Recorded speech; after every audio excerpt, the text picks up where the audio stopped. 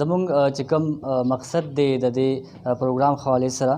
په دې ایجنډا موږ راټول شوي چې کوم منشیات او کوم د سود د ناسور په دې علاقه باندې خور دی، په دې سیمه باندې خور دی، په دې اشنغر باندې خور دی. یو ډېر لوی ناسور دی. زموږ زیاتر نوجوانان نسل په دې کې مبتلا دي او را روان نسل له په مکمله توګه باندې ختموي. نو موږ خپل یو کوشش شروع کړی دی د خپل د دفتر د سټوډیو د ټاک شو نه علاوه بخر خو موږ د راوتي په دې مقصد باندې چې موږ په نوجوانانو کې یو اګاخي مهم خور کو او په دې خبر باندې پوهه کو چې کوم دا ناسور شروع دی چې دې نه بالکل تاسو ځان وساتئ او خپل ځوانان وساتئ. خاص کر هغه والدین ته بالکل دا خاص موږ کوو په دې خپل میشن کې چې تاسو په خپلو بچو باندې نظر وساتئ، د هغوی په هر قدم باندې تاسو نظر وساتئ، د هغوی په هر څیز باندې تاسو نظر وساتئ. حتی چې د تاسو د ناوخته کې د ماوستنې دروازې هر ټیم تاسو د هغوی موبایل هم تاسو چک کوئ چې آیا د دوی د وغیره چې کوم سرګرمۍ دي چې دا د چا سره دي، د دوی چې ناسته پاسته دا د چا سره. همدغه زموږ میشن دی. کوشش وکړو چې دی کې موږ مخکې لاړ شو. خو ستاسو څومره زموږ کتونکي زموږ تاسو کوم ناست خلک یې تاسو بالکل موږ دې کې موږ سره ملګرتیا کوئ. انشاءالله چې دا میشن به موږ مخکې بوځو. زموږ د دې علاقې په سوونو بلکې په زرګونو چې ورپسې داسې نوجوانان هغه په دې آیس او د دې په لالچ کې هغوی خپله زندګۍ بایللې دي، د هغوی نه بالکل سرونه کټ شوي دي. خو د دې مخنیوي موږ چرم نه دی کړی او نه موږ په دې باندې سوچ کړی دی. زموږ د ګل شان علاکان نوجوانان صرف په دې مقصد چې خپلو بچو له رزق پیدا کړي په دې لالچ کې هغوی خپله زندګۍ ختمې کړي دي. خو موږ د دې نه څوک هم نه یو خبر. نو هغه ورځ لرې نه ده، الله دې نه راولي چې زموږ نوجوان نسل به د نن نه 10-12 سال پس بالکل په دې نشه کې ککړي. نو زه وایم چې یاره دوی سره ودرېدل پکار دي او دا خبره محله په محله، کلی په کلی، اجره په اجره رسول پکار دي چې یاره په دوی سره په دې کې ودرېږو. ځکه چې دې کې د دوی خپل څه مقصد نشته. که دوی د خپل بال بچه د خپل وروڼو خیال ساتي نو به دوی په کور کې کوي. خو دوی سره د ټول عالم اسلام څومره مسلمانان دي نو د دې غم دی. پکار دی چې په ټول تنګي کې یونین کونسل تنګي کې دا پروګرامونه اجره په اجره،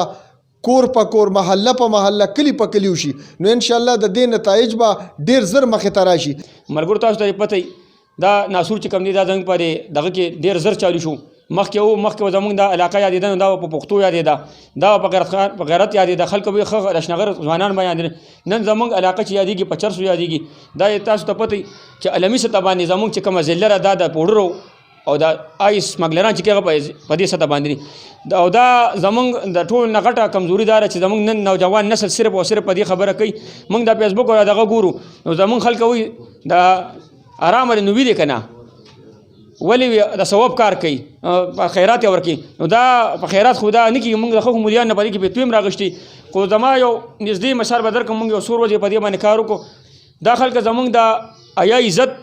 د غیرت د پښتو دپاره هم یو غټ نقصان دی. موږ ته خو دا ښکاري چې دا خلک پیسې ورکوي، یو غریب سره دا کوي، یو غریب سره هغه کوي. نن تو ګوره زما یو خوا کې کورکي دی، زما یو ورور دی، خپلې څه خاصې نو زه یې نه شم اخیستی. زما چې کومه د خپل ورور نه په لاک 2 لکه پیسه اخیسته نو دا خلکو پسې راشي په 15 لکه ته هغه حصه علي. نن چې 3 پلاټ ګورې د پوډریانو د آیسو والا دی. نو زما غیرتمندو مشرانو تاسو راپاسئ چې ستاسو مرسته موږ سره وي. انشاءالله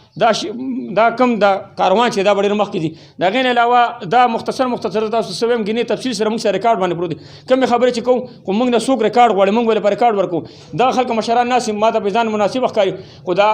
زنا اړې دوی بالکل په تنګي کې قایمه کړي دي. په کومه ذریعه باندې زموږ فیمیل او زنانه چې کوم دوی به زنا راولي، دوی باقاعده په دې کالجونو کې خلکو له جنکو هلکانو له اډمیشن یې کړي دي. خپل دا آیس دا نشې دا سامان چې کوم دا پې خرڅوي. زموږ هغه نوجوانان چې دا گاډي وتخي او دا ټوپک او دا رنگارنګ مشغولتیاګانې وتخي د هغوی نه سرونه ووالي شو. د هغوی مور پلار چې په کومو دغه کې ګرځي. زموږ نن 70% خلک آیس کې تاسو خپل نوجوانان وګورئ. زه له یقین سره چې په هر یو کور نه په دویم دریم کور کې خلک آیس کې. نو مشرانو د دې خلاف په دا نن زموږ د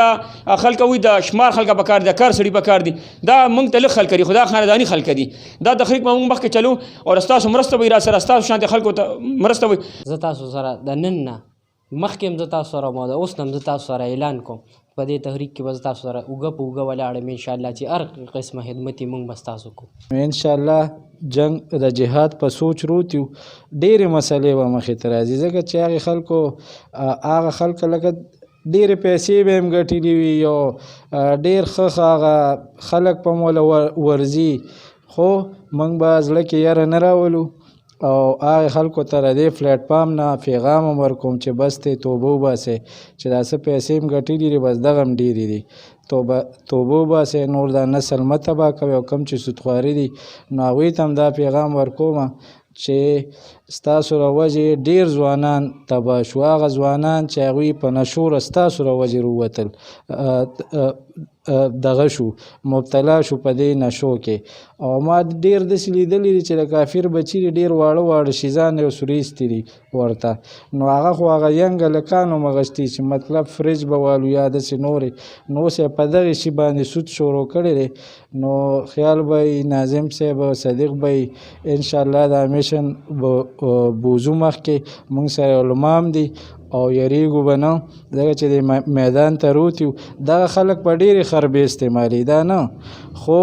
له دوی مخنیوي به کوو انشاءالله دا خپل تاثیر تنګي به د دغې سودخورو او د دغې ډرګ مافیا نه صفا کوو امام غزالی رحمه الله فرمایي دقه رنګې په تمامو انسانیت کې یو انسان دی د بل انسان د اصلاح کوشش وکړي او دا ټول مسلمانان دي د دې بل ملګري د اصلاح کوشش وکړي الحمدلله تاسو الله تبارک وتعالی په یو داسې میشن باندې راجمع کړئ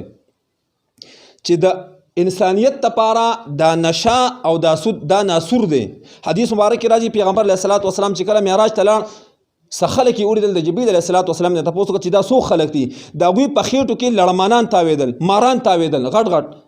جبریل علیه الصلاۃ والسلام ورته وفرمایل چې د الله رسول ستا د امت سودخواره دا خلک دي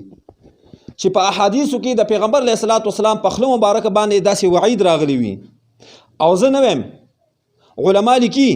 که په مخ د ځمکه دا نشیان دقسې جاري وي دا منشیات دا چرس او دا پوډر داسې جاري وي پیغمبر علیه الصلاۃ والسلام مبارک فرمایي دا خلک په آرام باندې خوب ونه کي عمده خلک په راځي ستاسو ګریوانونه بشلی عمده خلک په راځي ستاسو کورونو کې بډاکې کوي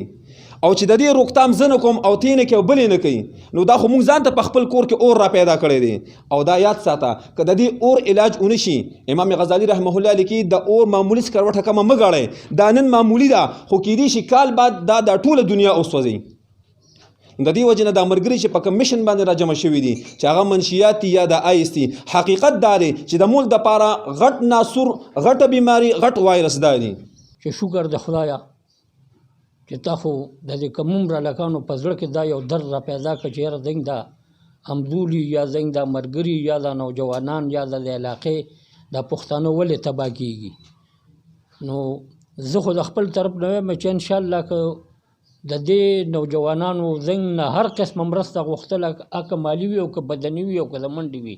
نو موږ به ملګرتیا کوو زمونږ مقصد چې دی هغه دا دی چې یاره نن سبا زمونږ په دې معاشره کې کم حالات چالو دي او کم پمیشن نور خلک دي چې یاره زمونږ دا نوجوان نسل بار ملکونو ته سفلی کوي او د هغې نه هلته سرونه والي کېږي په دې کې مونږ سره 2-3 کورونو رابطې وکړې بیا پې مونږ کېناستو خپل مشرانو سره خبره وکړه چې آیا د دې دپاره مونږ څه لاهې عمل جوړ کړو هغوی چې تحریک او تاسو چې څنګه ووایي چې یاره دا ډېر ګران کار دی نو هر یو کار چې ته چالو کې هغې کې مشکلات مخې ته راځي مونږ غږ پورته که خپلو علماو ته مو ووایي چې یاره کم از کم تاسو په دې باندې د جمعې په ورځ باندې په خطبو کې او په بیانونو کې خلک لږ پې کې او په دې باندې پوه کوي چې یاره د سود څومره